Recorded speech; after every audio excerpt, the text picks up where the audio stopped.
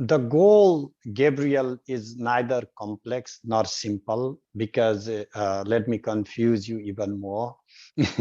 Because the idea of complexity and simplicity is based on our concepts and what can be conceptualized.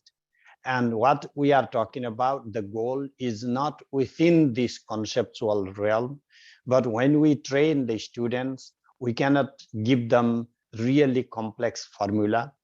So the Shastras are made that have a wide range of applications and also complex varied forms of visualization and practices. When we teach students, like if I'm teaching, we start from some simple practice and train them to visualize some higher, more complex objects and maybe articulate more complex mantras and to recognize the complexity. But that practice doesn't have a correlation with like a gradual progression towards reality, which people would like to believe, because that reality is supposed to reveal in process, in somewhere, in between, in the modes, or when you are not practicing anything at all, and you are simply watching the sunset, or just sleeping, or doing meditation, just cooking, so that recognition is not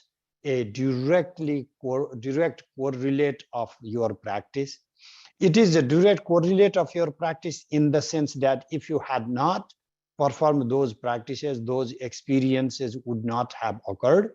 But just because you went from this basic to more complex practices, then therefore the reality you recognize is going to be more complex. It doesn't happen like that.